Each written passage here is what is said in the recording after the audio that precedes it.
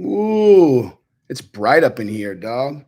Got to put my sunglasses on before I get deep on Cenk Uygur from my hotel room in Jacksonville. My goodness. I literally just saw this story for the first time. I'm going to see Rogan live in a few hours. And Cenk Uygur blessed us with a story like this that I can use as like incredible cannon fodder for a live stream. Like I couldn't decide on the title or thumbnail because I kept going back and forth between a bunch of different things, but I actually considered, I was like, maybe this is too mean. Like this title maybe is a little bit too mean. And so I landed on kind of like a middle of the road one. But you know, I can explain it again and I will. But anytime that somebody goes off on Rogan, it feels like they're attacking one of my good friends, even though we don't technically know each other, which makes me sound kind of stalkerish. But nonetheless, it just is what it is. There's nothing that makes me want to just light these guys up more. Now, in this case, Cenk doesn't even necessarily need to be lit up because it's such a delusional, absolutely ludicrous statement that he made. And I'm going to play it for you guys. But he actually, for real, doubled down, like tripled down, that he could beat Joe Rogan in a fight. He's totally fucking serious. He's completely serious. It is like, it's one of those things where it's like, hey, tell me you actually don't know how to fight even a little bit without telling me you don't know how to fight even a little bit. You know, like that's what's so hilarious about the whole thing is he's so ignorant and so dumb that he has no context at all. Absolutely none. He keeps on saying, I've been fighting my whole life. And like I said, we'll show it. Matter of fact, let me just say something real quick, or I'll tell you guys kind of the framework. So Cenk Uygur went on the Valuetainment podcast with Patrick. Patrick, oh my God, you guys know what I'm talking about. Valuetainment guy, total fucking stud, the Valuetainment guy. And he asked Cenk about Rogan because Cenk had said all that shit about Rogan. And Cenk basically implied again that he would fight Rogan. And Patrick's like, he's like, okay, but you understand you have no chance against Rogan. And Cenk's like, no, I wouldn't say that. I wouldn't say it's a foregone conclusion, you know? I mean, I know his fans, all the right wingers, they got really bent out of shape. But listen, I've been fighting my whole life, you know? And it's not necessarily about the experience in the fighter. A lot of it has to do with the will inside the fighter. I'm like, oh my God. Literally, tell me that you've been fighting your whole life. Make sure that the next thing you say demonstrates some semblance of I have been punched in the face before, like, or I have been inside of a gym and trained a little bit, like just a little bit. Doesn't take much for you to know that the will in the fighter would not make even a fucking minuscule, even millimeter of fucking difference with a skill gap like Rogan's and his. And I mean, I don't even know why I even need to say this out loud because obviously you guys all know this. Like you guys obviously all know this. So it's not like I'm educating you, but I can't help but say it in a fashion that is directed in the direction of this delusional dump truck fucking retard. Like the will in the fight. And Patrick is like, bro, he would kick your fucking face up. As a matter of fact, let's just play it, dude. Let's just play it. It's so absurd that it just needs to be seen, actually. Because it doesn't even sound like it could be true. Like what? Hold on. I don't think this is like a great confrontation in a healthy manner. It's a super annoying guy, but like, okay, hang on. You're saying we're wuss. He says he'll fight anyone. Used to dig his heels. I might come out of retirement for Cenk, dude. About Joe Rogan. Hey, you can take Rogan. Bro, one kick and decide you'd be peeing blood for a week. So I would do tons of training, etc., and I'd still be a massive underdog, okay? But I'm a brawler. And so it's not just that I fought my whole life when I was growing up, etc. It's the will in you, right? So if he's going to beat me, he's going to have to beat me. He will beat you, though. I'm tired of people running over the left wing, okay? So if you're going to say we're weak, then fuck off and step in the ring, okay? By the way, I did this with Michael Smirkov. Hey, you're weak, bro. Time ago on HuffPost, right? He's talking shit about, the wussification of America. And I was like, all right, then either get in the ring from a debate point of view or get in the octagon or whatever you want, right? Because you're saying we're wussies, and I'm saying I'll kick shit out of you, okay? So you tell me, you know what Michael Smirkov did? He ran like a big, okay? And he went and cried to mommy, and he said, oh my God, he's threatening me. But you're not going to call us weak and get away with it. We're going to stand a goddamn post, and that's why the Young Turks are hated by the right wing, because we do not back down. We punch back. But let me go through a couple of these. But I like triggering the right wing. I like to be, oh, yeah, no, wait, man, we're tougher. Really? I don't think so. I don't think if anybody. By the way, Legend Jones rated my set, right? I stood up, and all of a sudden, he wasn't so tough anymore, right? Oh, my God. So all these... I legitimately can't even listen to him, dude.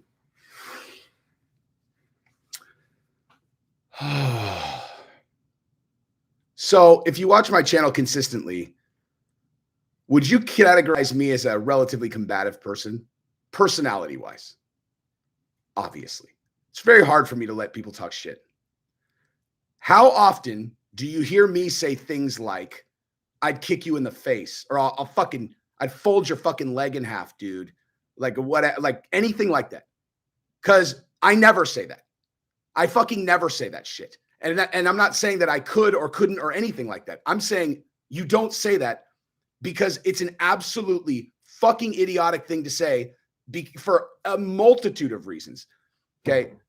Number one, talking about fighting in a situation where you can't actually fight is just demonstrate. It's like the shit that like kids did, you know, where it's like, what are you going to do, bro? What are you going to do? What are you going to fucking do, man? And you just look, you're like, I mean, if I'm mad enough, I'm going to break your face. I'm not going to talk about it.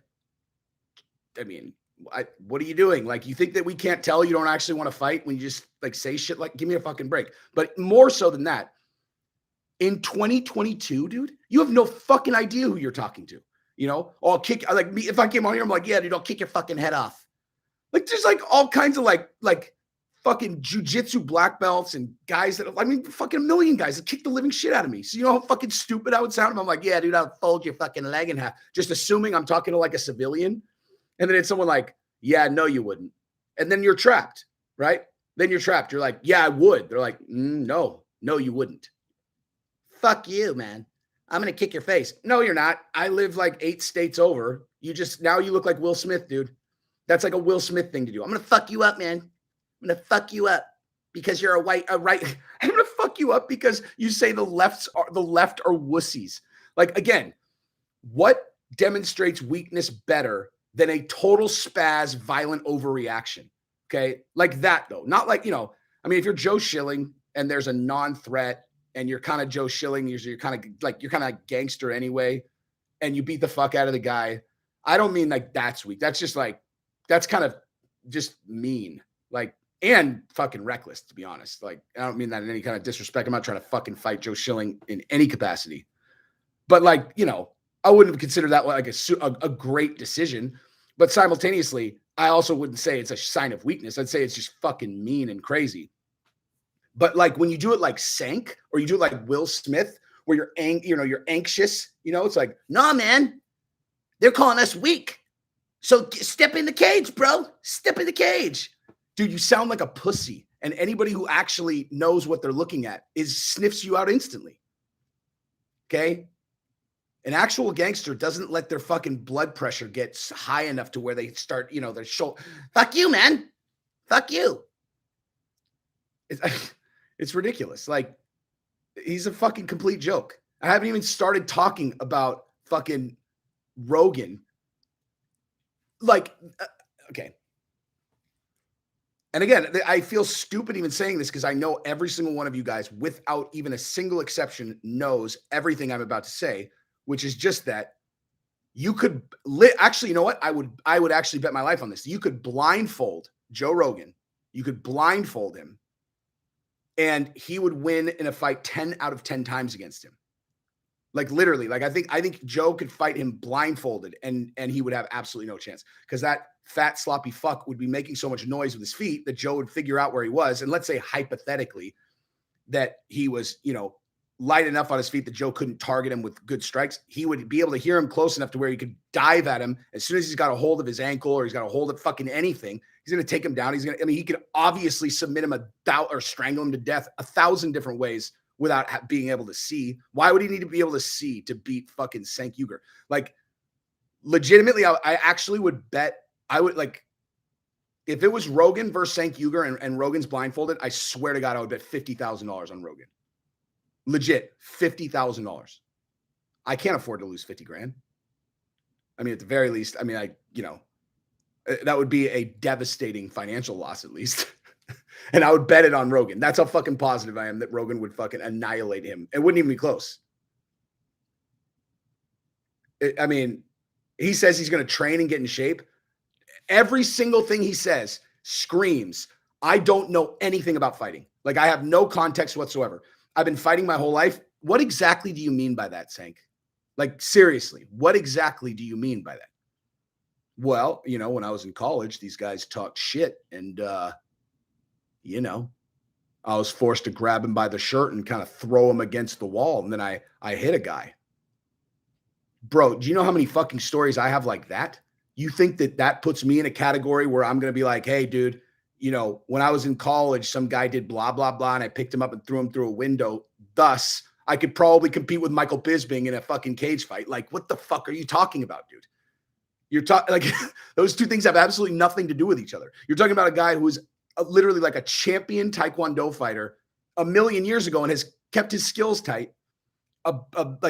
Two black belts in jiu-jitsu. It's literally not dissimilar from me saying that I could train for a while and then, play LeBron James in fucking basketball, like in one-on-one. I mean, Rogan's not LeBron James basketball to fighting, but you know what? He's like, it'd be like saying I could beat Michael Jordan, right? A current state Michael Jordan. That's actually a pretty similar fucking comparison. That fat, dumpy, old fucking flab ball. It's so patently ludicrous. It's so ludicrous. He actually believes it too. That's what's so embarrassing, dude. If he challenged Joe to a thumb wrestling contest, he would lose and then he would get mad and he would spaz out and like, dude, the clip of him when he spazzes out on Alex Jones. Alex Jones actually knows how to fight a little bit, I heard. Or like I think I heard that he can grapple. And oh fuck, dude, you put Alex Jones and Cenk Uygur in an octagon, I would pay a fuckload of money to watch that. I would pay an Wait a minute.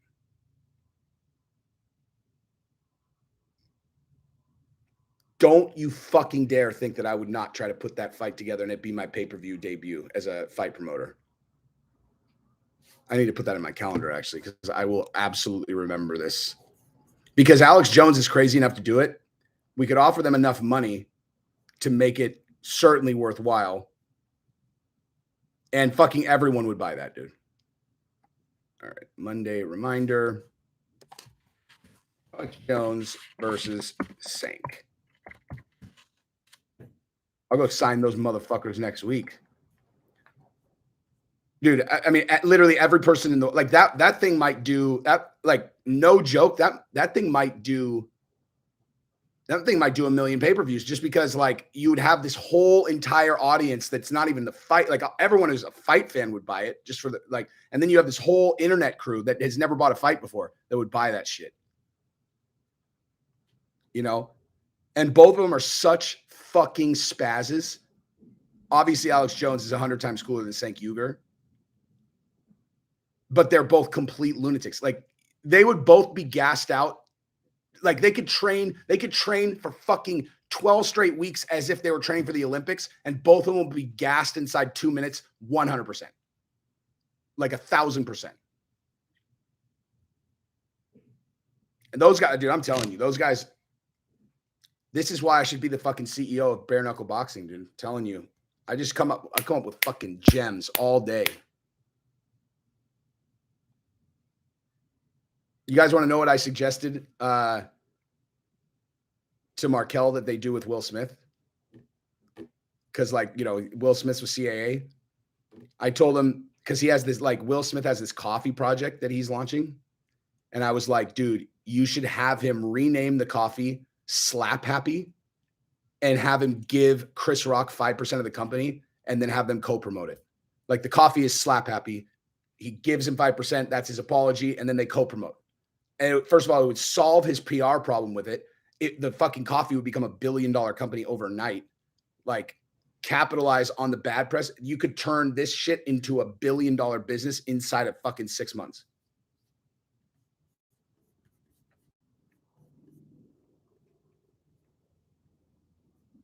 Ooh, the pursuit of slappiness is good, but that's a little bit too Will Smith centric, because you want it slap happy. Now we're happy, you know, slap happy. Look, we're friends again, guys. Like, you know.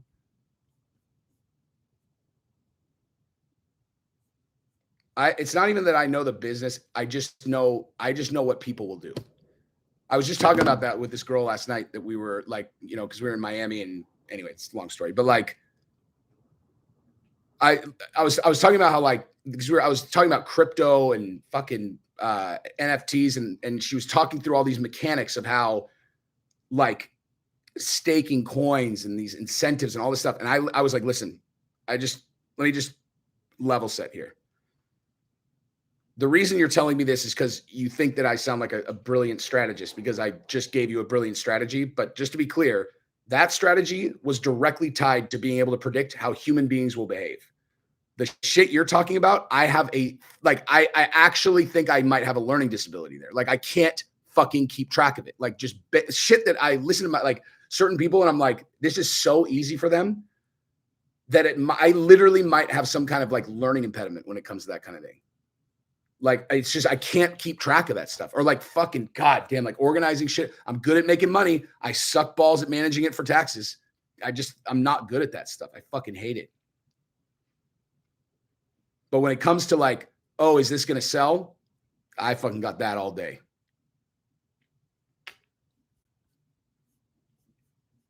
That slap's not fake, dude. If Biden did a coffee company and called it the Sleepy Joe Wake Up, that might be pretty good. That, like, I'm saying, that's the kind of thing, like, when negative stuff happens to you as a public figure, there is a way to lean into it that not only solves it for you, but everything is a two-sided conversation now. Everything is, you know, Will Smith slaps fucking Chris Rock. Oh, I think it's great that he's fucking defending his wife. Well, I think it was made. There's always two sides. And so if you can really think it through, if you're one of those people, or if you're a strategist for one of those people, there usually is a way to lean into it, because they have all this attention, lean into it, turn it into, you know, a revenue generating idea, and simultaneously unite the two sides. Like, that should be your goal, is like, lean in to show that it doesn't bother you, unite the two sides, turn it into money. I mean, Jason Tickle, thank you for that. Yes, that is correct. I mean, Rogan could, I mean, like, if Cenk and Rogan went into the cage and it was a death match, I've got Cenk dead inside of 2 minutes. And that might be being generous, to be honest. That's probably being generous. I think Rogan could kill him inside of a minute. If Rogan's kid's life depended on it, you know, where it was like, look, only way you're getting your kid back is if you fight this guy. He needs to be dead inside of a minute. He's going to be fighting as hard as he can, but he needs to be dead inside a minute. Dude, he's got Cenk dead inside 60 seconds. Guaranteed. NKS, thank you very much, sir. Love your content, dude. Saw the title in this kind of insufferable cabbage. Cenk would be the best thing for him, and the rest of us too, of course. I'm saying I actually am going to push back on that, and I think him getting beat up by Alex Jones would be even better. Just because, like, it's such a huge mismatch with Rogan that it wouldn't properly shame him and break his ego enough. Because, like, of course he should get the fucking shit kicked out of him by Rogan. Like, he has no chance, obviously. But against Alex Jones, in his mind, he should be able to win that fight. And anyone who's ever lost a fight can tell you losing a fight is absolutely, utterly demoralizing if there was any chance that you thought you should be able to win. Like if I go roll against fucking Steve Hargett, dude, he can beat me at 6% every time. Fucking incredibly demoralizing, dude. 6%. So there's no like I'm never going to lose to him and have it hurt my ego. Okay. You put me in there against like a white belt that's like, it's what would be the worst? Be like a 26-year-old, like jacked white belt. Cause that's the one that I'm actually like, I'm going to fuck this guy up. Someone that's bigger and stronger than me, but relatively inexperienced. Like that's the one where I'm like, I'm going to fuck this kid up, dude.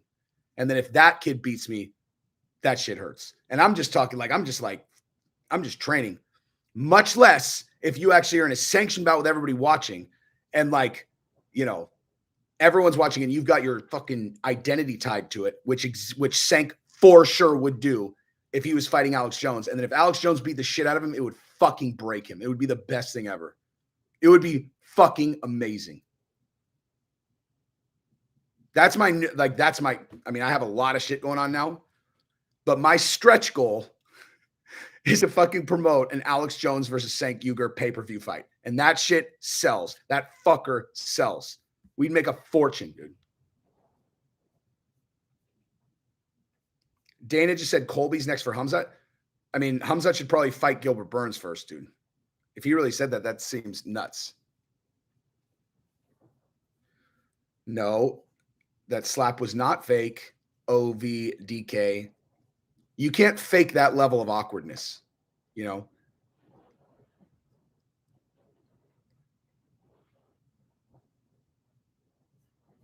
Yeah, no one knows for real. I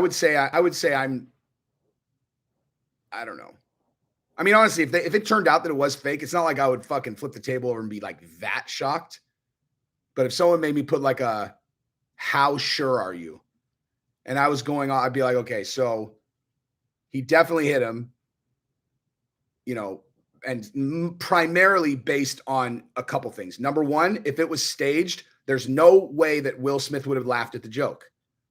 As a matter of fact, it's not fucking staged. I would say 97% it's not staged. And the reason why are two things. Number one, if it's a staged thing, Will doesn't laugh at the joke. There's no that doesn't fit in the script. That makes no sense. Why would you if you're gonna have him get mad and walk up and slap him, then you wouldn't like screw. Okay, so at first you sit there and laugh and clap like a done fuck, and then you look over at Jada and then you go, okay, time, like that. They wouldn't do that. And then number two, I mean, I've said this before. Like, haven't you ever seen someone who's trapped in like a situation like we were just talking about earlier? Where a guy's like, "The fuck you gonna do, dude?" Pushing a guy. Except the guy he's pushing is like a non-violent person, even a little bit, and they're like trying to talk their way out of it. They're like a meek person, and they're like, I can't even like really imitate it very well. It like Chris Rock is that. Like you can't fake that. I don't think. Jesse for all, thank you so much, man. I know, misinformation. I heard about that. That's fucking weird, dude. I mean, if that's true, either Will Smith is completely batshit, or that would indicate towards it being fake. But I don't know, dude. Like, they sold me, man. Chris Rock's reaction was too real. I agree.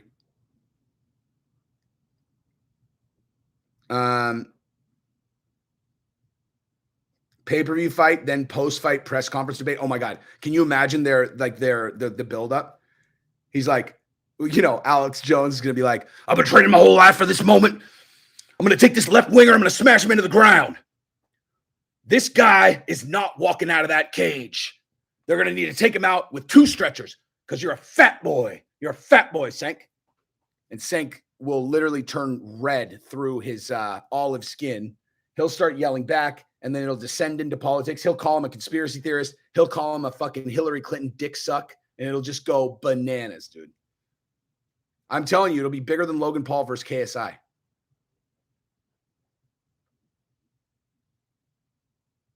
Actually, yeah. And like it would descend into, Well, explain to me why the Clinton Foundation stopped cutting the. They would fall into that instantly, and they would get so mad, dude. It would be like, dude, it would literally be internet fucking gold.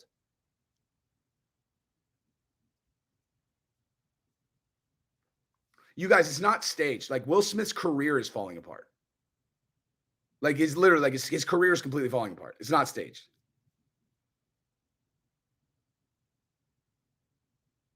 It did not come across bad. Like you guys understand, it's literally like 90% of the world believes it, and it happened in front of everyone.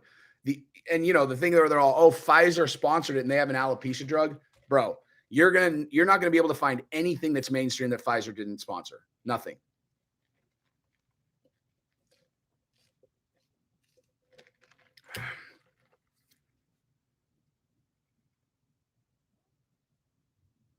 Yeah, Netflix chopped their business.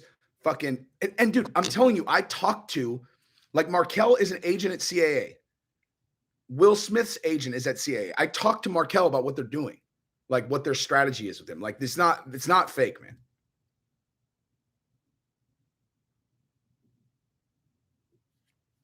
The only reason you guys think it's fake is because it was so convenient. Like it's like such a convenient thing that it's like it's got to be a publicity stunt because like they got so much value out of it. And I completely understand that. I totally understand. It came off totally real to me. The agency is certainly behaving as if it's completely real. Wait, Kev, you're about to pick up your little sister from school at 1? Thanks for that info, dog. Just kidding.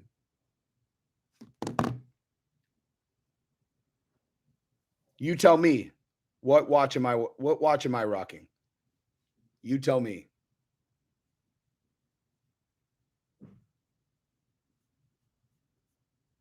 This is an MMA episode. I was just talking about fucking Alex Jones. And how would you think this is an MMA episode? The fucking title is Dump Truck Cenk Uygur says he can beat up Joe Rogan.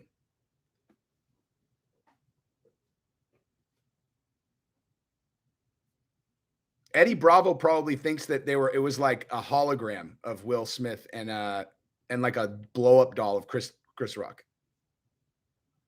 Hello. I've been good. Yes, Uygur really did call Joe out. I just showed a video of it earlier. It's absolutely ludicrous.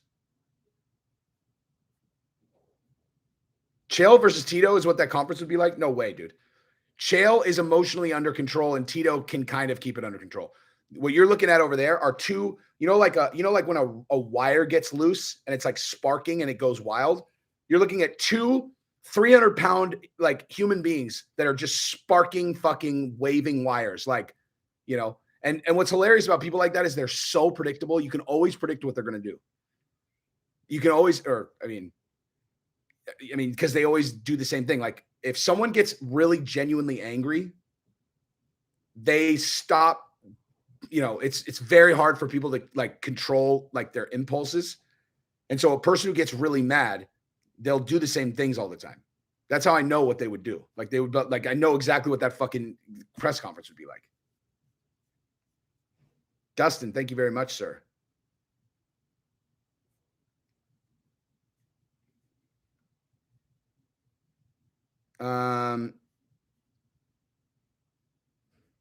What's up, Manuel? I wore my Cain Velasquez shirt yesterday at the Bitcoin conference. So what was I going to say? I met Kevin Lee yesterday. I rapped out with Kevin Lee for a long time yesterday. He's fucking cool, dude. He's super fucking cool. He's like actually legit, like down to earth, really fucking cool. I had a really good time with him yesterday. And I met Khalil Roundtree too, who's very cool also. Khalil is not that big. Like I was expecting, like just in terms of like how I was envisioning him, like I was thinking he was going to be kind of like shockingly enormous. I mean, he's big. He's way bigger than me, but like, yeah, he's a compact piece of fucking dynamite.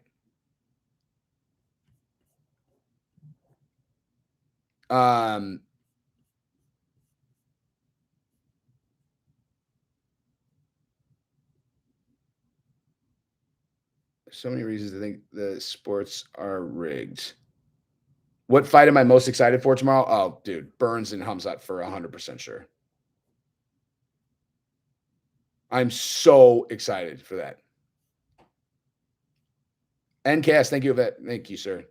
Again. Yep, bro. Tank versus Jones, I'd pay for. Who do you got between Chimaev and Burns? I think Shavkat and Brady ought to be coming up soon in the Division 2. Yep, I agree. Jan versus Sterling predictions. Feel it's going to be competitive. So let me take those one at a time, actually. Okay, so between Chimaev and Burns, I have Chimaev, but like if the odds were like, I don't know, minus 175 for Hamzat, I would take that bet. Because I definitely think he's the favorite. But where the odds are in my opinion, are very, very overly favoring him. Like, I think he's just because it's Gilbert. Like, I'm not saying that like, oh, Hamzat hasn't proven himself to where he's a threat at the top, top 5. That's not what I'm saying at all. Because I do think that he is absolutely one of the top couple best fighters at 70, based on what I've seen. But again, stylistically, Gilbert is a bad matchup for him, which is why if he runs through Gilbert, I said this yesterday. I was in the car with Ed Byers and Jeff Gum, like my business partners, who they watch UFC. Well, and Jeff knows everybody. Like, Jeff used to fight with all these guys, but like all I'm saying is they're not like lunatics like me, And I was saying about that fight, I was explaining to Ed who Hamzat was, and I was walking him through like the, like all of his fights. And I was trying to like illustrate how crazy this fight is and like how meaningful it is. And I said, I'm like, if he runs through Gilbert Burns like he's run through these other guys, my prediction for him is literally that I think he'll be like potentially the greatest fighter of all time. Like that, if he, and I'm not saying just if he beats him, I'm saying if he runs through Gilbert and makes Gilbert look as helpless as the other guys he's fought, I think the end of his career, you're like, that's the greatest fighter we've ever seen. That's how impressed I would be with, and it's just like it's a whatever prediction, but like that's how impactful that would be for me evaluating him and where he's going to go. Because Gilbert is fucking amazing everywhere. He's like he doesn't have any weaknesses, like if he loses, it's because another guy was better than him in a category. It doesn't mean he had a weakness, because like obviously most of these guys have a weakness, where you can take him into this portion of the game. Like Gaethje, if you get him on his back, he's very vulnerable there, as we found out with Khabib. But he's so fucking good everywhere else. He's so good at not ending up on his back, and he's so fucking vicious on his feet that he can have that weakness there. And, most of the time it just won't even come into play. And he's also really good at scrambling against, people that are not Khabib. So like, like Conor, it's kind of like, going deep into the fight, getting out of the first round. If he gets put on his back sometimes. I mean, there's all kinds of shit, but Gilbert doesn't have a weakness. It's just, but he can get beat, but he doesn't have any weaknesses. Hamzat, again. Okay, Jan and Sterling. So I think it'll be competitive too. So here's what I think. Jan's style is actually a really interesting matchup for Aljamain for a couple of reasons. Number one is Jan is a guy who is very precise and rhythm-based. He throws titanic power on his shots once he gets going, but he likes to settle into a rhythm. Like he's a rhythm fighter, do like it's like crisp, surgical, beautiful to watch. My favorite kind of stand-up to watch when someone's really, really good and fights like in rhythm. It's not like Anderson Silva rhythm. Like Anderson Silva is much more like Izzy. Like Peter Yan is very similar to like Jose Aldo in his prime, like that precision, vicious leg kicks, but he's got more power than Aldo did. And Aljamain intentionally fights with a very herky-jerk style that is kind of like kryptonite for that style of fighter that likes to fight in rhythm, because that's kind of like the entire point of the way that they fight is there's no rhythm, and same like Dominic Cruz does a really good job of that also. Some people without intention fight kind of herky jerky, and it's hard to time them just because they don't have rhythm. Like not everybody has rhythm, but for sure Aljamain is doing it on purpose. And so is Dominic Cruz, because it's all about patterns. It's about figuring out a guy's patterns and then figuring out the timing. It's like if he goes boop, boop, boop, and then he does this, that means that there's an opening there, and you start timing him. And like, so you match your rhythm to what you're seeing them do. And so it's just a pattern match.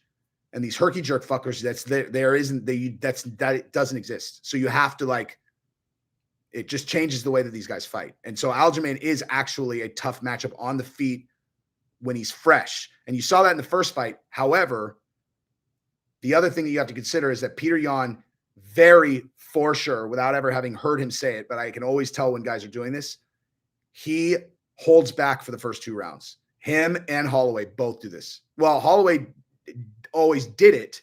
He didn't do it in the last Volkanovski fight because it didn't work in the first one, which is why he had so much success against Volkanovski in the first 2 rounds in the last fight. But then he got tired.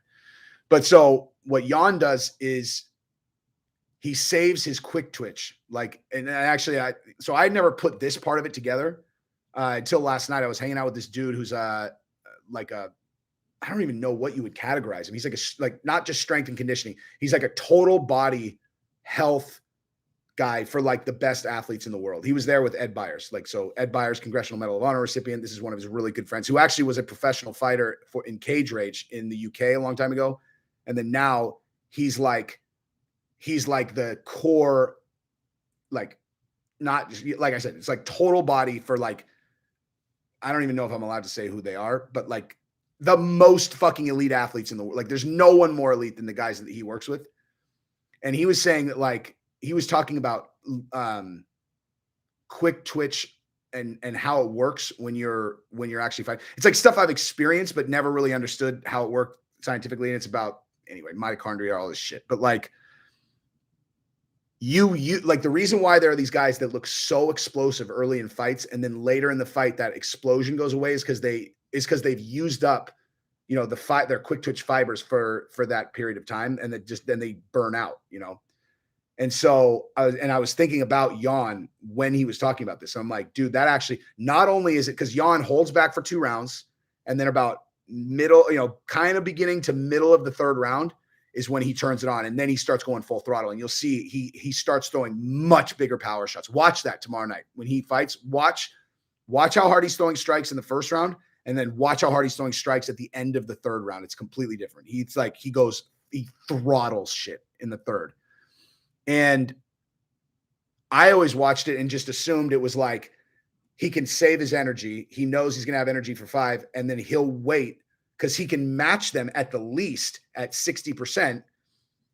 And then in the 3rd round, when they're diminished down to, 75 to 80%, he's still able to throttle at 100%. And then he just starts fucking them up, dude. You watch all of his fights. That's what he does. That's why in the 3rd round, he starts fucking burying guys. It's because they've slowed down, and it's for him, it's like he's in the 1st round.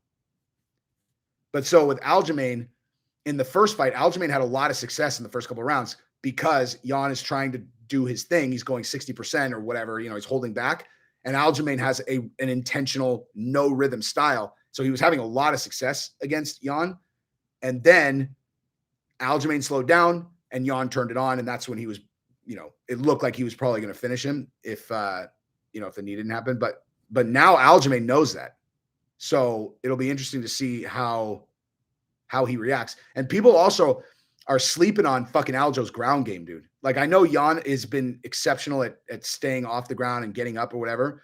But dude, just go as recent as Aljamain versus my boy, oh my God, Sandhagen. Sandhagen has a great scramble, great ground game, and he got on Sandhagen and literally just finished it. It was like a python eating a fucking mouse. Like he has an exceptional ground game. So I mean, you always can consider he might be able to get Jan on the ground and have some success there. So I don't know. I mean, I would certainly bet on Jan, but I'm not counting Aljamain out at all. When I talked to Kevin, did he say anything about returning to the UFC? We didn't talk about it, but I know he makes twice as much money at Eagle than he did at UFC, so I doubt it. I think he wants to, because he and we were talking about his knee because he's, his knee's hurt. And so I was asking him we talked about a bunch of shit, but as it relates to fighting, we were talking about his knee and he's not getting surgery. He's going to let it rest. He's got a brace on and stuff. But yeah, I mean, Markel's his manager. So like I said, I mean, I know his plan is to reign at 165 at Eagle FC for the foreseeable future.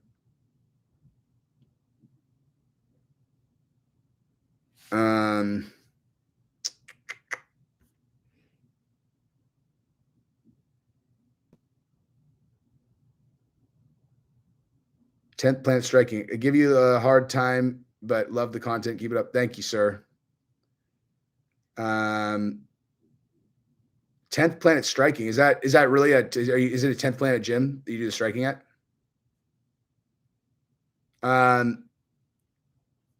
Sorry, I'm just getting caught up. I was way behind on these.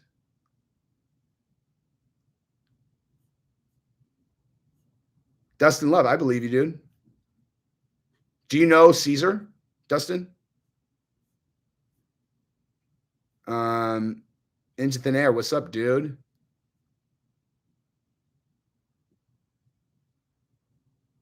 Jose Aldo was getting smoked for 90% of the fight. He'll come out strong. Yeah, I can't remember the first couple rounds. I remember that late in the fight, Jan turned it on, and that was one of those ones where he hurt him before he finished him. But it's a fucking shame, dude. Honestly, it is a shame that Aldo already fought Jan, because the run that Aldo's gone on now, fuck, that would have been a big fight, dude. That would have been such a big fight if they had not fought already. I find a structure next to the sun that we were talking about. Wait, and we're talking about fights. Oh, thank you, sir. Teach your nephew. Nice, man. Where does Burns go from here? I mean, he might not lose, dude. And Colby said that Dana said Colby's next if Hamzat retires. If Hamzat wins. That's interesting. We're going tonight. We're going to Rogan. Rogan's live at the same place. It's at 8:00. Tickets are not expensive, dude. I bought a whole block for everybody who's coming, and I think the tickets that I got, they're like $40 each or something. My seats for Rogan are, oh shit, actually, let me check. My seats for tomorrow night are we have the front row of lower of section 116. So right where the fighters come out, we're in the front row. But for Rogan, let me find these. Hang on.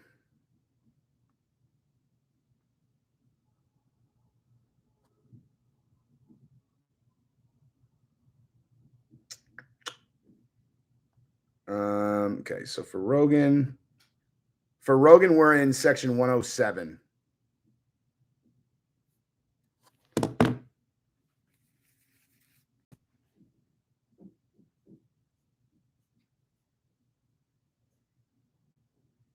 I think it'll let Kane see the fights. I don't know. It depends on what kind of jail he's in, dude. No, Rogan's at in Jacksonville. He's playing tonight at the same at whatever veteran stadium. He's playing at the same place that the 273 is at tomorrow night.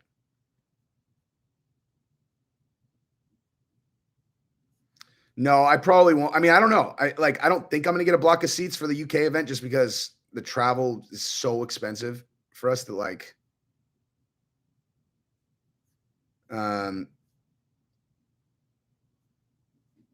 but yeah, Dude, if Hamzat submits Burns, dude. Like, don't forget who fucking Burns is on the ground. Like, if he submits him, that will be so crazy, dude.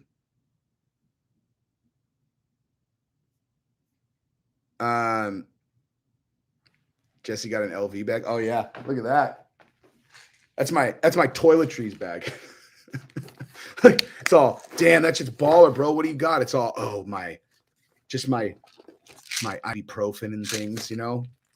I keep my baller shit in my Louis V fucking toiletries bag.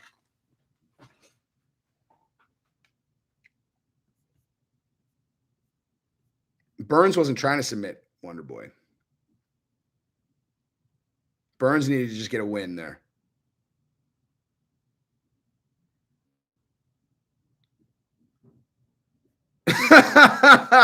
Your knowledge of scientific biological transformation is only matched by your zest for kung fu treachery.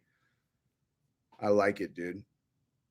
Dude, I would love to come to the UK one. It completely depends. Like, it totally depends. Like, I'm not planning to go to the Singapore one. Like, I mean, dude, they're fucking ridiculously expensive. Like, when I looked at what it would cost for us to go to Singapore for $275 or whatever, like, travel and just travel, like airfare, hotel for Gabrielle and I was like $7,000. I would end up spending another fucking 6-7 while I was there. I mean, it just seems crazy. Plus, I don't know how many. If the UK, I might do actually, because there's a lot of you guys are in the UK. I just didn't think anyone would go to Singapore, but UK, I might do the UK actually. Gabrielle's a UK citizen. Burns is not going to try to initiate wrestling with fucking Hamzat, dude.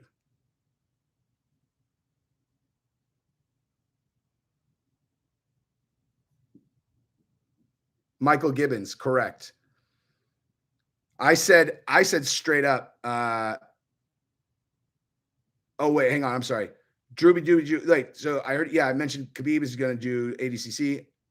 That was an April Fool's joke. That's so fucked up. I was watching the ADCC event and I was like the West Coast trials, and I was like scrolling through all of it, the whole bracket. I'm like, where's fucking Khabib? Did they give him I thought they gave him like a special, like a special entry place or something, because I couldn't find him. That's fucked up, dude. Damn, dude. That's super fucked up. They did that. That's just fucking mean. That's mean. That's not funny. That's fucking mean. Honestly, that's like to a fight fan, that's like not dissimilar from like having your friend call your wife and be like, is this Mrs. On Fire? I have some terrible news. Your husband was in a car accident and he's fighting for his life. April Fools. Oh, good one. I'm sure you're going to want to have sex with him tonight, huh? Instead of slitting his throat.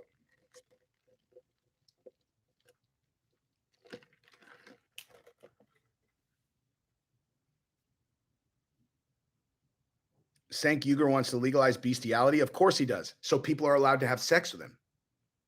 Right? I mean, as far as I know, it's not, considered something that people do in high society to have sex with overgrown pigs that can talk.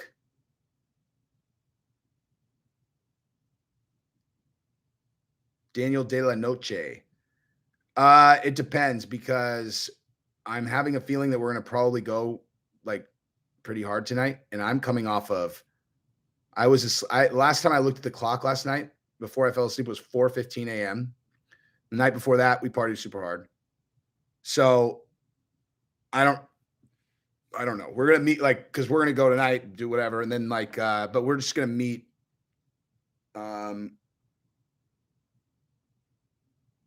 because I actually haven't decided yet if we're going to meet in this hotel or if we're going to go over to a hotel that's closer to the stadium. Cenk Uygur couldn't make 185 if you gave him fucking 25 years. I can't stop eating cake. I can't. Fuck you for fat shaming me. Sorry, I don't have perfect genetics like Jesse on Fire. I like cake with bacon on it. Sloppy dump truck.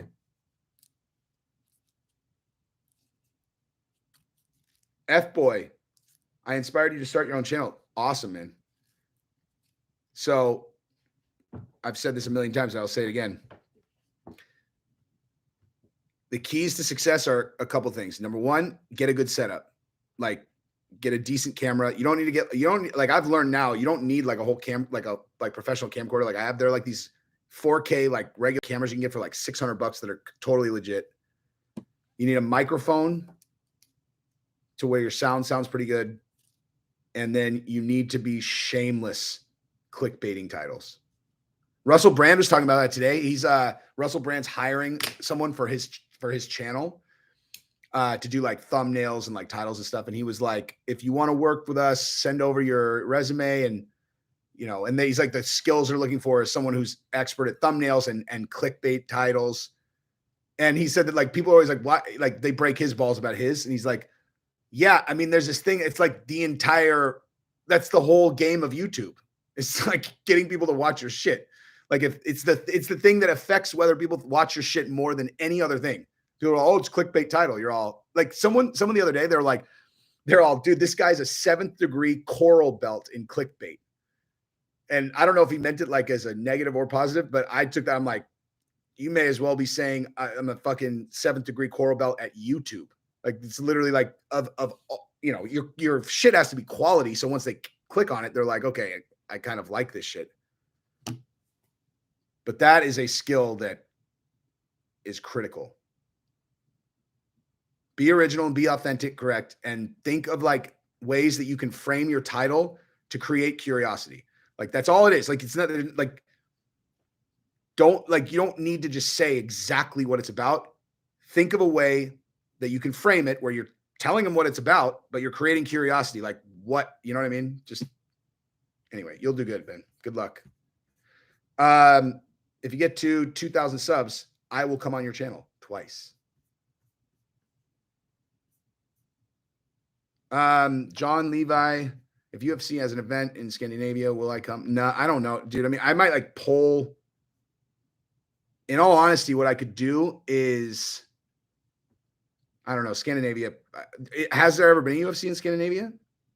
I am heavily Scandinavian, well, partially. I know who Andy Kaufman is. I know the Jerry Lawler slap. And I know that it was fake. What have I been saying all along about the Colby and Masvidal thing? I'm like, I literally think Colby's doing like a fucking Andy Kaufman thing here with like, but you know what? That dude, that guy that I was telling you about, the former fighter, is like the whatever, he trains at American Top Team or has trained at American Top Team for a long time. And he told me, he's like, Colby is for sure not at that gym. He's like, he does not like he's like, I mean, I don't know.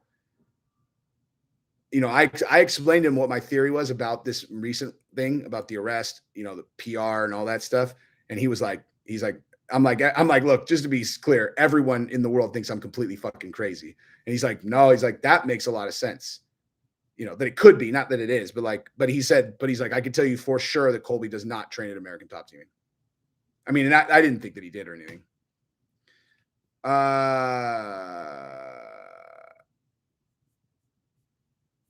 Into thin air, dude. You need to just do a big ass super chat, and then that really advertises your shit. Then everybody goes up and clicks on it, you know, like they're like, whoa, and because it sits up there forever. I do that on channels all the time, but only ones where I like their content, like where I want to like say something to them anyway. Mike Morrison, you fucking generous bastard. Thank you so much, man. Thank you, man. I really appreciate that very, very much. Don't always agree with your point of view, but I'll always support someone who hustles then works hard. Thank you very much. Yeah, I was stressing out that I hadn't posted in a couple of days. Like, because, you know, I was at this Bitcoin conference. I was standing at this. Dude, you guys want to see? Dude, do you want to see the fucking place I was staying at? It is so bananas, dude. It's like, so my business partner, Jeff, is he's a Navy SEAL, and his roommate is like he's in some kind of business. He's actually an investor in our company now. He's bought this $4 million place in Miami that is, I mean, here, hang on. Oh, shit.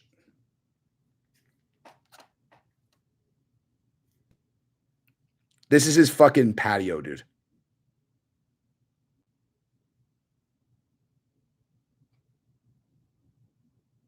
Like, would you see how big this fucking patio is?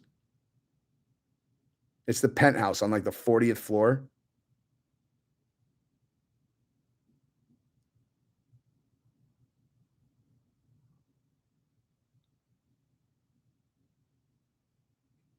And then it wraps all the way around. Check this out. Look how fucking big it is. That's just the fucking patio, dude. The living room's all fucked up because we were partying there till 4 a.m, but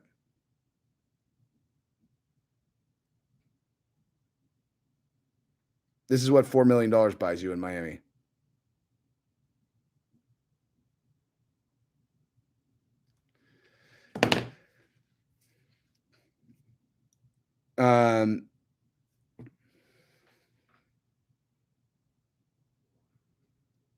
Oh, dude. Yeah, no, in NYC, I mean, so the place itself, like the unit itself is probably only like, I don't know. Actually, there's 2 attached things. Maybe like 2,300 square feet. It's not like a super huge place on the inside.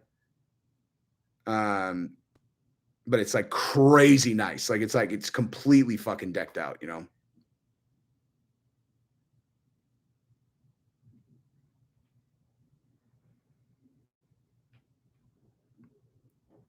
The Bros Paul. I assume you're talking about Cenk Uygur, right?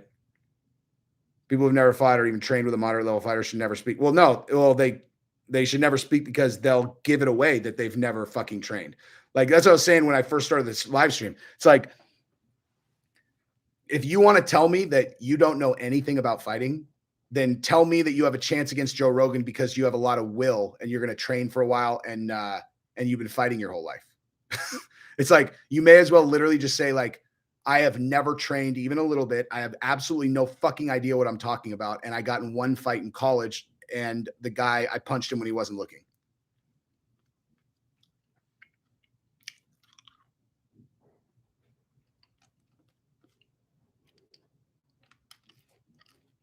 You wouldn't go to the 40th floor? Why?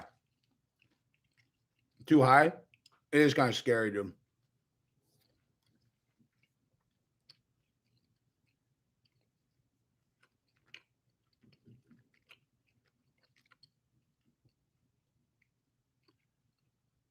So, just throw pizza in the cage and Cenk is done. Oh, man. You're kidding. They just banned Will Smith for 10 years. God, these people are so pathetic, man. They're so pathetic. Who saw? Okay, I won't go too hard unless if people already saw this. How many of you guys saw the last video that I did when I was talking about like inauthentic celebrities?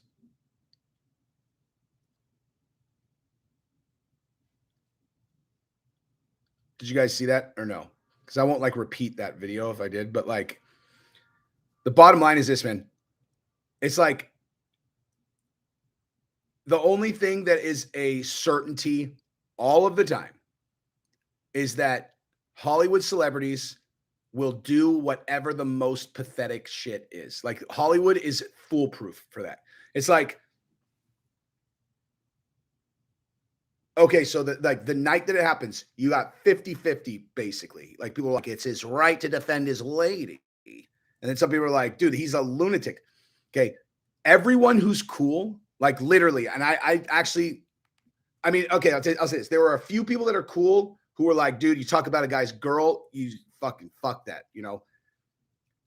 But of the people who were like, he's like, he like thinking he did something wrong, everyone who was cool was like, what a pathetic fucking idiot. You know, like basically everybody who's cool that I heard talk about this, like had a light kind of funny tone to it where it's just like, this guy is just, I mean, Jesus, you know, with a few exceptions. Like Jimmy Dore, there are a few like comedians that I really like who really didn't like that. And for obvious reasons, they're like, you know, you open the door to people coming up on stage and punching comedians. And that, you know, like Jimmy Dore is not a fighter, you know, like, so I totally understand that actually. But you know what? Actually, just forget this entire framing, what I was just doing. Here's the point I'm making.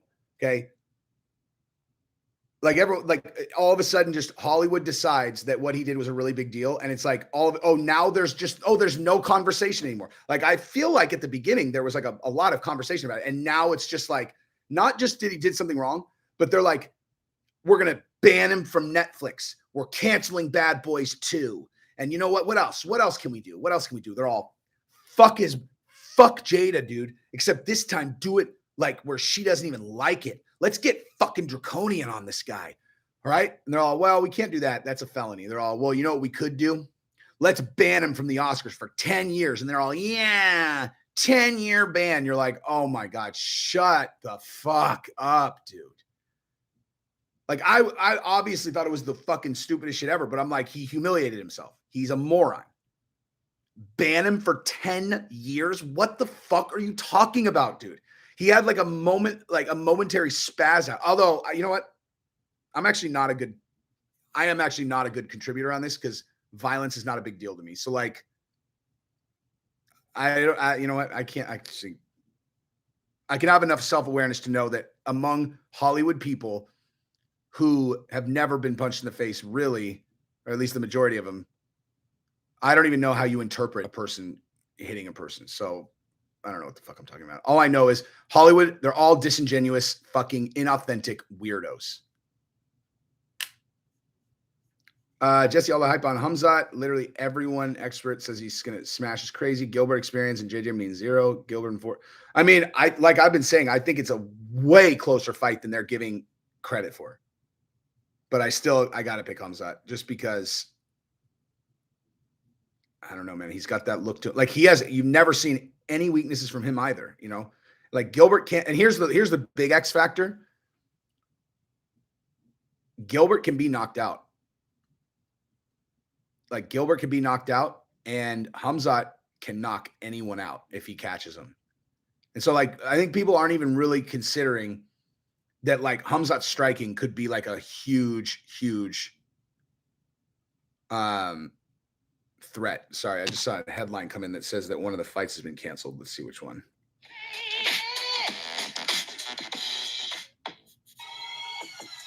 Since years, the UFC has played with the numbers and the amount awarded in bonuses on several occasions, but for the most part, they hand out $50K for those who receive Fight of the Night or performance honors. Now, with the UFC 273 fight card being around the corner, the promotion's superstar Conor McGregor tries to push Dana White to increase the bonus payouts to $60,000 heading into the pay-per-view event. McGregor posted and said this: "Great to see the young pups at UFC today. We do always face-offs here, correct this going forward. Awesome stuff. Is it a big fights feel somewhat right now with this card? I think so. Let's go fighters, bring it home. 60G Dana, up the bonus, and let them go for it." Oh, he wasn't saying it like, he wasn't breaking Dana's balls. He was saying, because when he got it, he's like, 60 G's, baby. UFC heavyweights Marcin Tybura and Rosenstruik made weight Friday morning for their UFC 273 bout, but the fight is now off. The UFC promotion just announced it officially. COVID. According to the promotion, Tybura was forced out of the fight due to an undisclosed illness. Classy as always, his opponent Rosenstruik wished him a quick recovery, despite losing his bout on last minute. Damn. That sucks, man. That sucks, man. People think like it's not just like, you know, it's not just about like, oh, I did all the training and then blah, blah, blah. It's like he's not making that money, you know?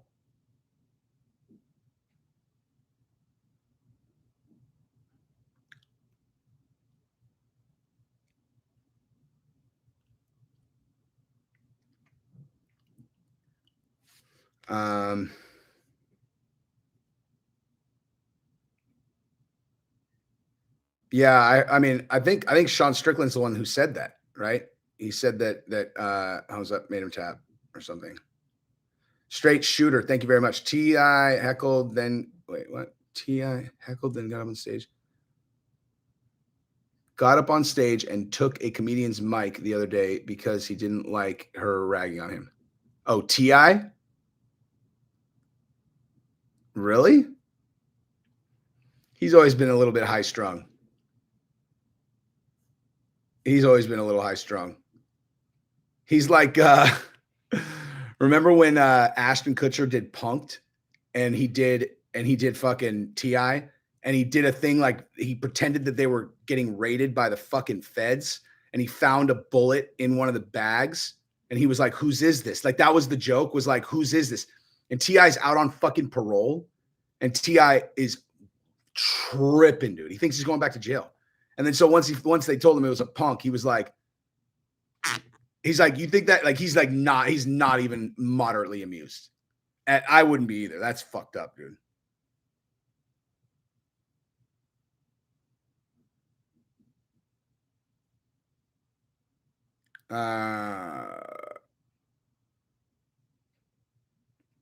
Daniel, I just got your email.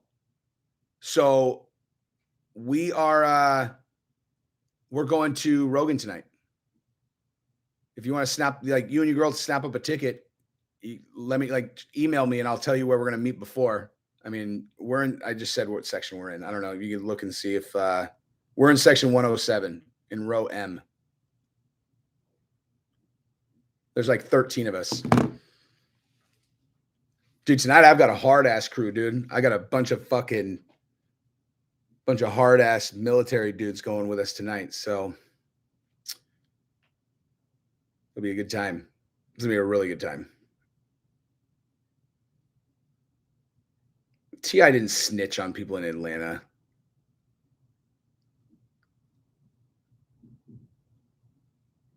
The most. Thank you very much, sir. I was just talking about West Virginia with Ed last night. JRE, that is the ultimate goal for this, at least, is like, that's when I know I've made it, when I end up on Rogan.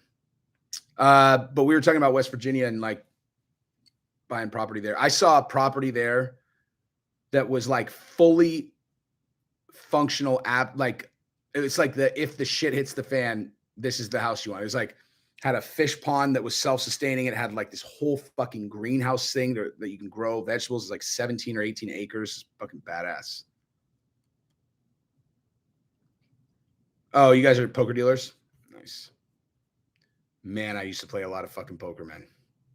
Before I was with Gabrielle, I mean, that's all I did. I mean, not all I did, but I mean, there were periods of my life where it was legitimately all I did is play poker and work, and that's it. Tell Rogan to get me on. I'll just yell it from fucking. We don't even have like super great seats for this. Rogan, it's Jesse on fire, man. It's me. It's me. Can you put me on your show? It's my dream. He's all, yeah, sure, bro. For sure. I saw your Fabia videos. I think it was cool.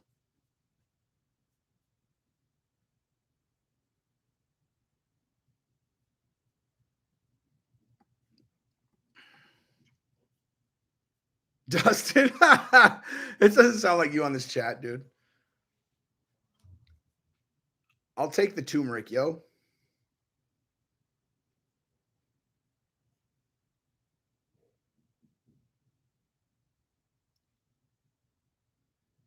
I have not made a new video about the federal pot bill, but I just don't I don't care very much about pot because I don't smoke it. But I mean, if anybody's still sitting in jail over fucking marijuana beefs, they should certainly let them go. Joe Rogan doesn't watch my channel yet. I check my subscribers all the time. He subscribes to Mixed Molly now, though. So that could, he just subscribed to Mixed Molly, I think 2 months ago, because Mixed Molly, he thought Mix Molly thought that Rogan came to his channel from me. I was like, dude, it's way more likely that he found like, I don't know why. He's like, because he's like, I think you're underestimating your reach. I think that Rogan found my channel through you. I was like, no way, dude. No fucking way. There's people send things to Joe to watch. Like there's 1,000 times more likely that someone sent a Mix Molly video, you know?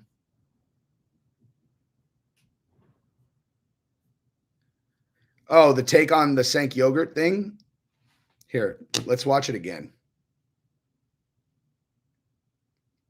Dude, Bisbing is such a fucking savage, man. His documentary is so good, dude.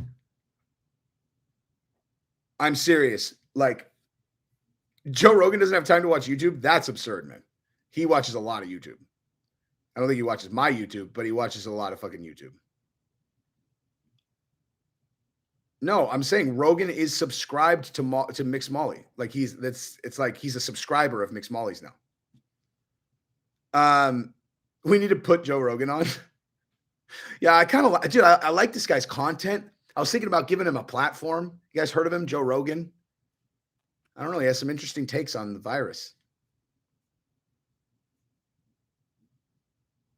The boo-hoo voice. Yes, I can. Let me think of something to cry about, though. I don't know. I have to have someone that I can be super condescending towards. I'll think of a reason soon.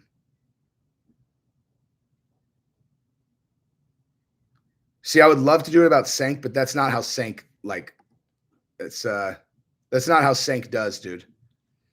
Cenk's more like, you know. Let's watch it again, actually. It's so fucking stupid. It's so fucking stupid. It's actually legit. Manner. He cannot handle criticism at all. And that's why everything of Cenk Uygur's emotional immaturity, and then on top of that, his delusion or delusions. Here's Cenk Uygur talking about Joe Rogan and his infamous "I'm going to fight Joe Rogan" tweet. Very overweight, etc. But by the way, I don't think it would be a foregone conclusion.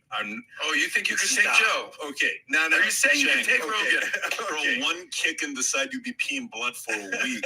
So I would do tons of training, etc., and I'd still be a massive underdog. Okay, but I'm a brawler. And so it's not just that I fought my whole life when I was growing up, etc. It's the will in you, right? So if he's going to beat me, he's going to have to beat me. He will beat you, though. I'm tired of people running over the left wing, okay? So if you're going to say we're weak, then fuck off and step in the ring, okay?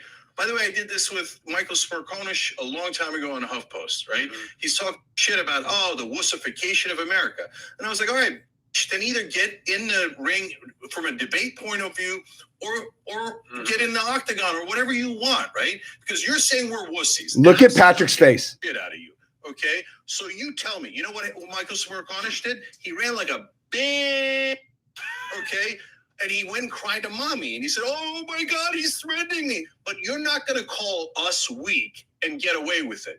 We're going to stand a goddamn post, and that's why the Young Turks are hated by the right wing, because we do not back down. No, you're hated because you're a fucking moron. But I like triggering the right wing. I like to be, no, wait, man, we're tougher. Really? I don't think so. I don't think if anybody. By the way, Alex Jones paraded my set, right? I stood up, and all of a sudden, he wasn't so tough anymore, right?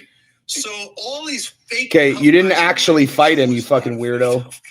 This guy is absolutely out of his mind. I mean, there's no other way to say it. I'm a brawler. For the record, this guy's channel, I don't know what it is, but it's very hard for me to watch. There's something super annoying about it. But he does cover good stories. Oh my God, he's such an idiot, dude. He's such an idiot. Dude, Rogan would, I mean, seriously, like, Rogan would just like, it would be like, hey, how do you want to beat him? Like, how? Like, what, you know, how mad about this argument? Do you just want to just finish him off, just like, you know, just to prove a point? Or like, did he actually piss you off enough that you want to hurt him? Because Rogan could just decide to break his ribs. He could decide to fold his fucking knee. He could, like, he could choke him to death. He could break his arm. Cenk would go in there all like puffed up. He's all, dude, my training. Fucking dude, look at how much bigger I am than this guy. Guy's like 5'7". I'm gonna fuck him up. And he would just like he would have no idea that like you are literally completely at the mercy of Rogan. He can do anything he wants to you. Adam, thank you very much, dude. Like, it's honest to God, it's like not any different than, you know, like a little teacup fucking Yorkshire Terrier that's like attacking a, you know, 150-pound pit bull, the biggest pit bull ever, but like, you know, 120, 100, like one of these enormous fucking pit bulls, and is attacking it, and the pit bull's batting at it. And the fucking Yorkie actually believes that like they're like fighting, and it's like, no, dude, you're alive because you're being allowed to live. Every second that you're doing this, you're being allowed to live. There's no difference between Rogan and the fucking pitbull and Cenk and the Yorkshire in that scenario. Like he poses no threat to him. None.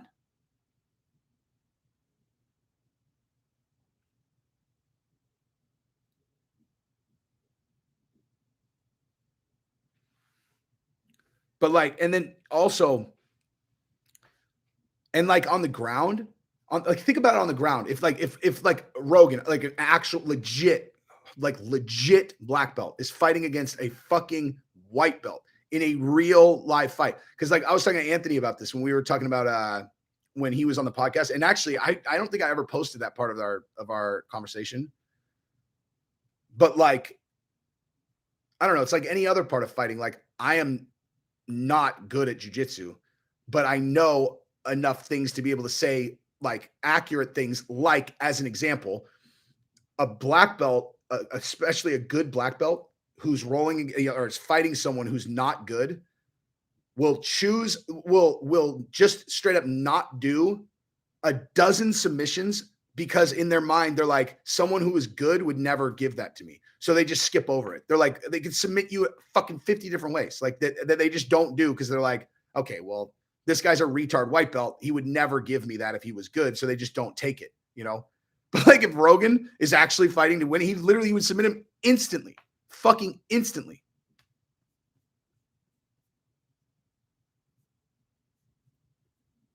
I listened to that same channel and feel the exact same. I think he synthetically deepens his voice. It's not even just that. It's just, I don't know. Like, I bet you that, I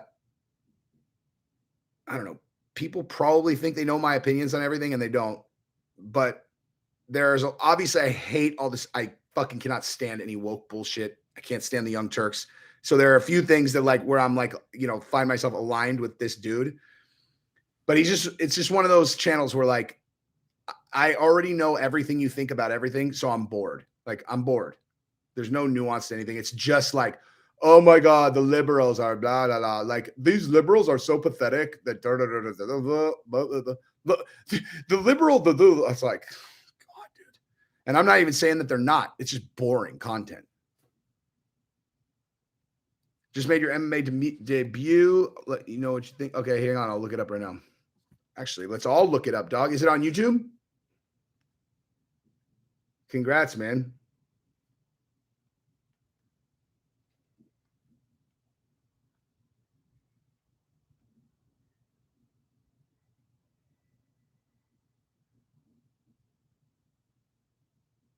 Is it on YouTube? Or throw a link up there, dude.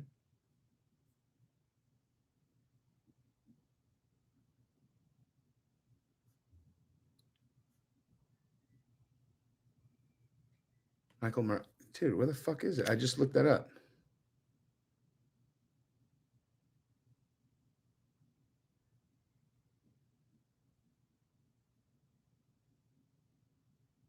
I don't see it. All I'm getting is Morales.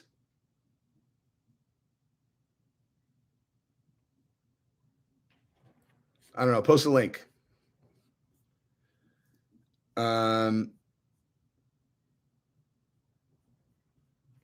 You know what's funny about the Fabia thing?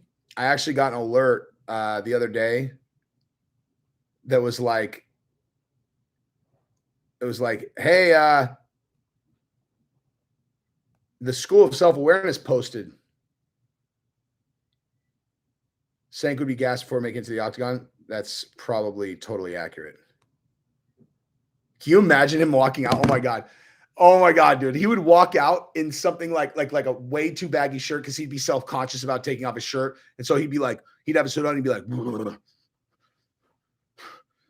trying to look hard and simultaneously stressing out about having to take his shirt off. He's like, I'm gonna get this fucker. I'm gonna get this fucker. Emotionally unstable people like him just get through the first I could tell you psychologically exactly how to fight against him. Exactly. And really all you'd have to do against Cenk is make sure that you avoid him being in a dominant position at all over the first 2 minutes, 2.5 minutes. And obviously, I'm not talking about Rogan because he could just obliterate him. But like if it was even moderately competitive, don't go for big shots. Just make sure like you're trying to demoralize him, you know, hold him in a place where he feels like because he's never been in a real fight like that. Like all he has is like his imagination of what he thinks it'll be like. And the first time he feels like, oh, I'm actually not in control in here, he'll start to doubt himself and you start picking him apart. Also, just because you want to demoralize him anyway first. Fuck him. He probably would walk out in a Hillary Clinton shirt. Dude, so this weekend, I don't know if you guys have been listening to me talk about this, but like when I heard that the Saudi Arabians wouldn't take our call on the gas stuff when this Ukraine thing happened, something about that really pissed me off. Like just the idea of like another country straight up ducking our call really pissed me off. And I was like, dude, honestly, we'd be fucking better off. Like what we would actually be much better off is if fucking Hillary Clinton was the president, just because she's a psychotic cunt that everyone's terrified of. Like at least they'd be fucking scared of us again. So I floated that this week at the Navy SEALs. Don't float that at Navy SEALs. They fucking despise Hillary Clinton. And they convinced me that I was wrong anyway. Do I think Mighty Mouse would be a champ at 125 if he stayed in the UFC? No, I don't actually. Well, I mean, I think Triple C is a better 125-pound fighter. Like I think Triple C is a horrendous matchup for Mighty Mouse. Mighty Mouse matches up different again. Like I would love to see Mighty Mouse fight like Morales and fight Figueiredo though.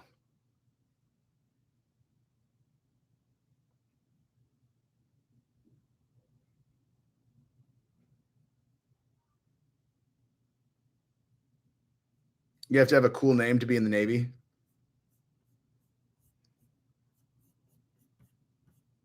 You got a 40-second KO? Nice, dude. Post the link.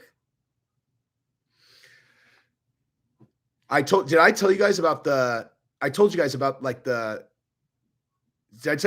bull yet from yesterday? Did I say, actually here, let me pull it. I can't remember.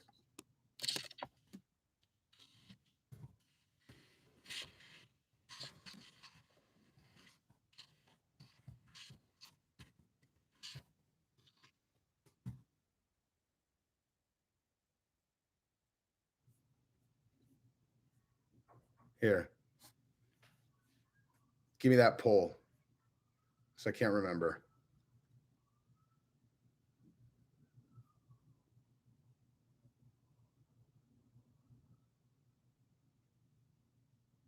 Damn, no. Okay. What am I remembering? Okay, that's super fucking weird. I don't remember. Anyway, I thought I talked about that on this live stream. Okay, so check it out. So yesterday at the Bitcoin conference, this company had this huge booth, right? The huge booth, and in the middle of it, like basically at any of these conferences, companies buy these booth spaces, and the goal of the booth is to get people who are walking around to interact with them, so that they can get their information, learn about what they do, and then potentially do business with them after, right? So what this place is doing is they put up a mechanical bull, right? You ride the bull in a bar or whatever. They got one of those, and it was like You sign up, you give them all your information, you ride the bull. Whoever had the longest bull ride over the 3 days of the conference wins a Bitcoin. It's fucking $43,000, right? So we're looking and it's like, what's the longest ride? And it was like 63 seconds. We're like, damn, that seems pretty long. And they're like, yeah, he was kind of cheating too.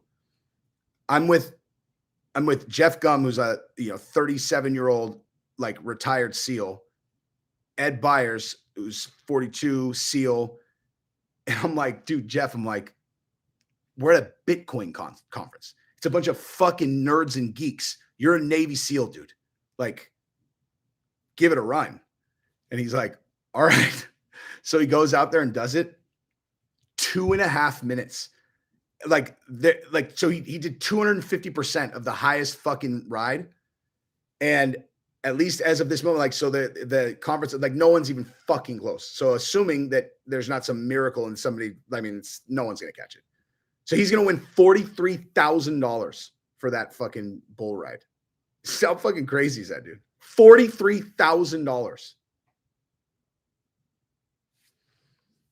Kira Holland, I will do much more on Jesse on everything once I am not like, once I don't have like a full-time corporate job. I just don't like my bandwidth. Like, there's definitely an amount of work I have to allocate towards that job, to do a good job. And it is just very challenging. Hang on. Here's the link. Wait. OVDK is you, Mike?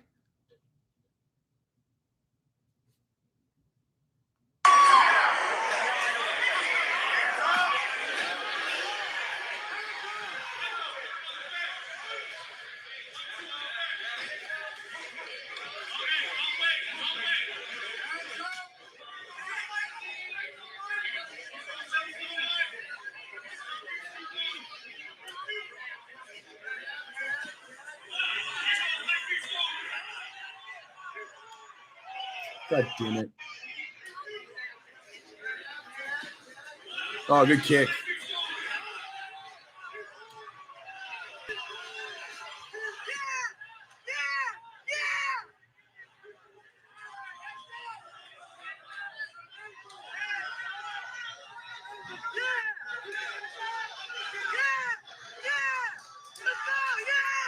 Nice job, man. That was really good. Go drill a step-in uppercut all day long. That was really good. You dial in a step-in uppercut where you do it without thinking. You'd have knocked that guy out 20 seconds earlier. That was fucking good, dude. Nice job. That body kick is really good. Leg kick's really good. Nice work, man. Congratulations.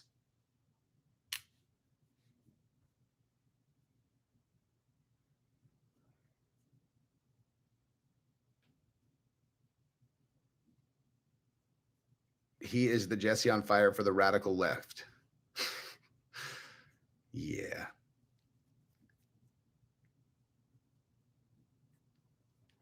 How do you generate views as a beginner? Honestly, you build on another platform.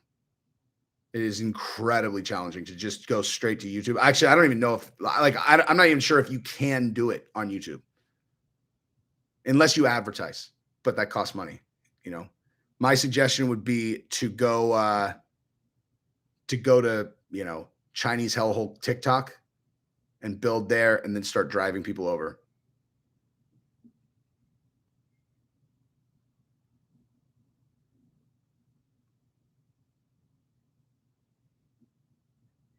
You are welcome, sir.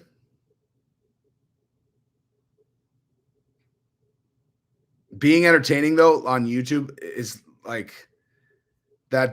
There's like a certain barrier to where the algorithm will suggest you on YouTube, like at all, barely, like at all. Like the reason why a celebrity can start a YouTube channel and they have like fucking 200,000 subscribers super fast after only doing a handful of videos is because the Google search engine is connected to, I'm sorry, the YouTube search engine and all this stuff is connected to Google also. So like what Google does really well is it knows what people are interested in. Like it knows what you're interested in. And so if you're a celebrity that people have Googled a million times and you start a YouTube channel, they'll just put it in front of everyone because they know who's who. If you go in and you're like Nicolas Cage, they fucking know you're not Nicolas Cage. But the real Nicolas Cage, who has his email tied to his Gmail, and then you create a fucking YouTube channel, they know it's really him. And so they'll start putting his shit in front of everyone and he'll just shoot to like, 200,000. But like, if you're just like a regular person who's starting from scratch, I mean, the algorithm wants to see that people are interested in your shit and they're not going to help you at first. Like, you have to figure out a way to get over the initial hunt, which is like I said, it's much easier to build on TikTok, tremendously easier. And then on TikTok, you create something that they have to finish on YouTube or something. You tell 2 parts of a story and you're like, it's finished on YouTube. Or, or you advertise. I advertised with Mix Molly at the beginning, and I did that, and I advertised with Mix Molly at the beginning, and so I got up to, I don't know, a few thousand subscribers pretty quick. And from there, you can slowly start seeing like incremental growth, but you really have to focus on clickbaiting your titles and your thumbnails. Like just putting out consistent good content will not work. Like you have to do that. And then also treat every single video. Like don't post any videos that you don't think people will click on. Like none. Like it's like, oh, I know I can make a great video out of this, but the topic is shit that like is not trending. It's not something that you can make kind of like, kind of attention grabbing. Don't post it. Because every one of those that you post where people see it and they don't click on it tells the algorithm that people don't like your stuff. Like you're constantly being evaluated by the YouTube algorithm. So like, that's why you'll see some channels that have a shitload of views and have a shitload of attention and they just drop off to nothing. Like a perfect fucking example is like the Mighty Mouse channel, like the tatted up, like jail boxer guy who was from Street Beefs, who, dude, he was doing like awesome shit, like going around, they're doing these things, but he was putting out so much content of guys doing super light sparring that, people are just like, okay, I don't care. I don't need to see someone do light sparring. And I don't think he realized that like every time you put out a light sparring video, like if you do too many and people start thinking like, oh, I don't care about light sparring, they are going to stop suggesting your shit and it's just going to go. People can have 1 million subscribers and I'll fuck them in the ass on views for now,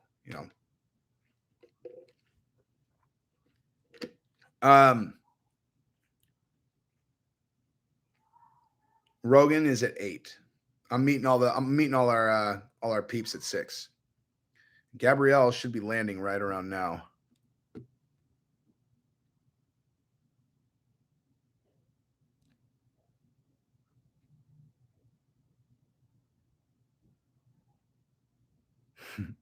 OVDK. You wish it was you. That's funny.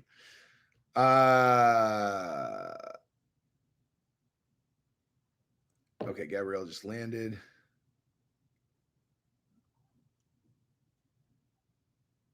Here, Chris, why don't you Chris Bradley, I got your note. Why don't you shoot me an email like towards the end of the show, because I'm going to be with everybody and then we're going to go. I would say, yeah, I just think it's going to be a clusterfuck collecting everybody already. But like, yeah, shoot me a message towards the end of the show, and then I'm sure we're going to go somewhere afterwards, depending on what time it's over. Because it's going to be a long night tomorrow too. We're going to be fucking, dude, UFC on the East Coast. It's way better on the West Coast just because you get done at like 11, for like here, it's like fucking 2 when it's over. And obviously I need to reserve at least 3 hours to fucking pound that out here. I can't be up all night. Jesus. No poker tonight. I'm going to be playing fucking, I was about to make a terrible metaphor for fucking Gabrielle for 3 hours tonight. Brother, just want to say, love your stuff. Been watching your channel from the beginning. Both your channels rock. Tell everyone that I know your channel. Thank you so much, man. Thank you, dude. Yeah, I mean, honestly, like, reaction videos, I would do them if I thought they were like, if it's something I can make funny. A trucker looking for side hustles. I mean, anybody who wants to make extra money, I would send them. Like, if you're serious about it, I would send you to Gabrielle. Gabrielle, she can create a side hustle for everybody, like with the stuff that she sells. Joe, thank you, dude. H. Ross, thank you, sir. I have not, honest to God, I have not watched like fucking anything. I haven't watched any of the countdowns. I haven't watched anything. I've been so fucking busy because you're serious? All right. DM Gabrielle on Instagram. Tell her, just say, Jesse sent me here. He said that you have a side hustle. She'll tell you all about it. It's fucking legit.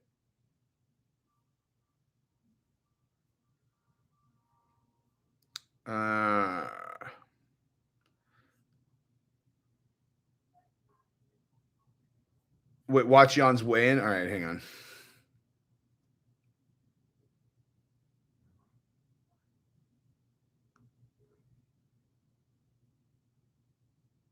Patreon.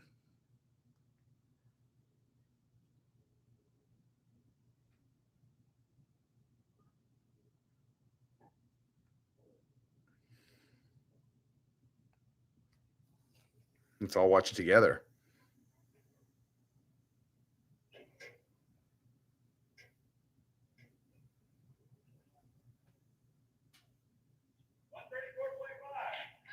$134.5, the official weight for the champion Aljamain Sterling. 134, the official weight for Petr Yan. Your co-main event for the bantamweight title is now official. Let's go! Good, baby!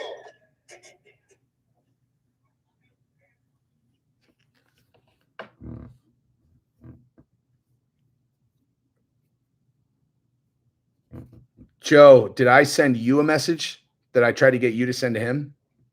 Because if that, then yes, I remember.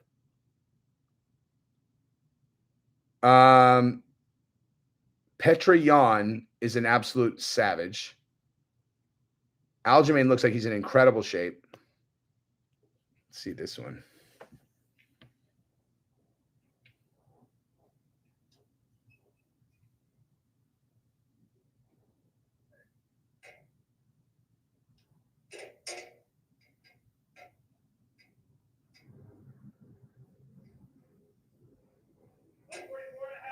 Official weight 144.5 for the champion, Alexander Volkanovski. 144.5 for the Korean zombie, Chan Sung Jung. Your UFC featherweight championship main event is official.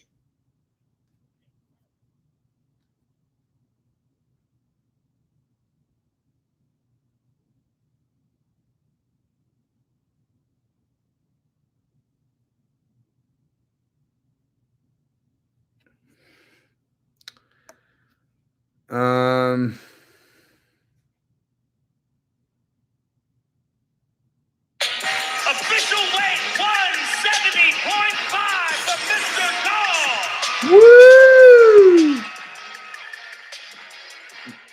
Mickey Gall. Mike Malott and Mickey Gall, ladies and gentlemen, kicking off the ESPN prelim. Oh, nice. Mickey Gall's fighting the first one. The next fight takes place in the women's bantamweight division. Aspen Ladd versus Raquel Pennington.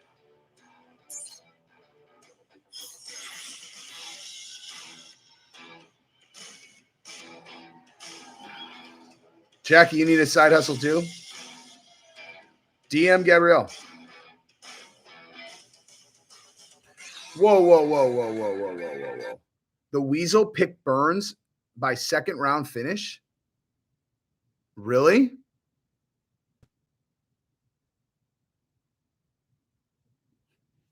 Is that true?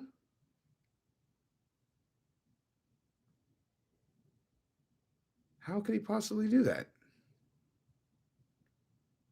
I mean, I don't know. I mean, I guess again, there's just not enough data to. Bookie.ag. Boys, we don't see anybody taking Burns to the ground. The only time we All right, let's hear. I'm actually very curious about his breakdown. You guys are going to listen to it again.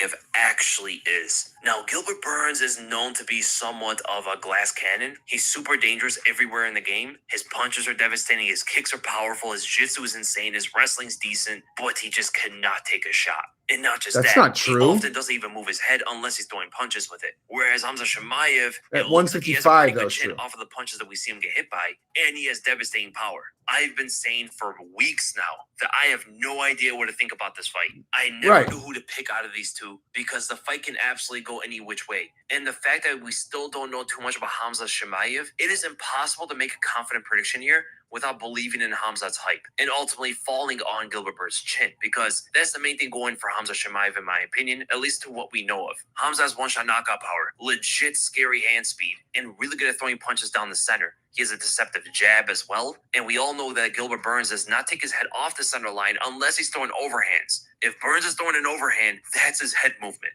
And number two, Burns has no chin. He takes a right hand from Hamzat, this fight's over. It could be an uppercut, which is something that we saw Hamzat drilling in preparation for this fight, or it could be a signature right cross, and those punches come out quick. Burns is going to have to be a bit aggressive in this fight, not super aggressive where he runs into shots, but at least get some respect out of Hamza Chimaev to try to move him backwards somewhat, using his feints, using his footwork speed, trying to kick at the legs and stuff like that, because Burns is the fighter that has the most confidence in this entire weight class to kick at Hamza Chimaev without being too worried about getting taken to the ground, as Burns' Brazilian Jiu-Jitsu is next level. We haven't seen too much of it in the welterweight division. It is a bit alarming that he wasn't able to submit Wonderboy Thompson, but when you do look back, Stephen Hargett told me that if Hamzat takes Gilbert to the ground, Hamzat will smash him from there, regardless of Gilbert's jiu-jitsu. That fight, he was obviously trying to stall out to a decision, but you also do have to give credit to Wonderboy Thompson for improving in his grappling to shut things down. If you can't do things to Wonderboy Thompson on the ground,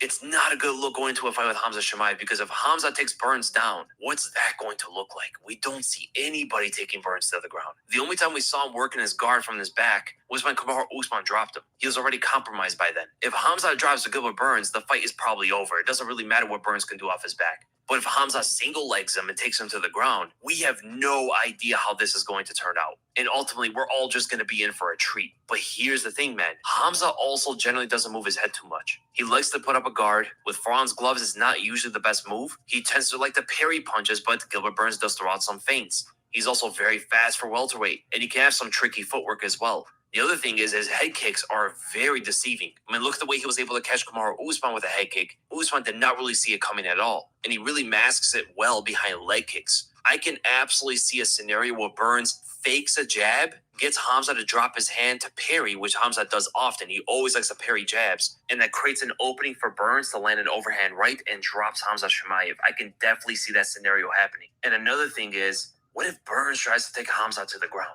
I don't necessarily see it happening, but it could definitely open some things up. Perhaps getting some respect out of Hamza's takedown defense to anticipate some takedowns, and that can open up some of Burns' punches. As we all know, Burns is always faking takedowns. He's always lowering his stance in front of his opponent. And generally off of reactions, he's able to land his shots. And in the scenario that Hamza is too aggressive, Burns always has that check left hook ready. The same one he was able to catch Kamaru Usman with, and the same one he was able to knock out Damian Maia with. It's extremely fast. And even talking about it, I still am not too confident in picking for this fight. But if I'm going to have to make an official prediction, I'm going to have to go with Gilbert Burns, and I'm going to go by a second round submission. I see the scenario of Hamza being a little...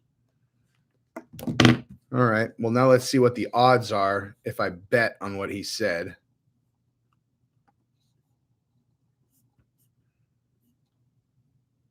Plus 1,100.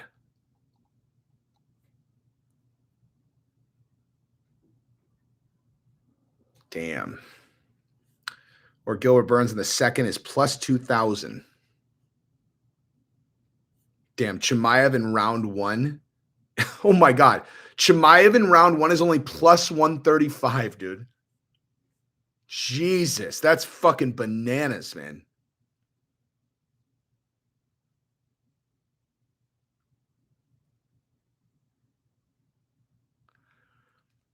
You're getting minus 150 if you bet Hamzat in round 1 or 2. Jesus, that seems fucking nuts, man.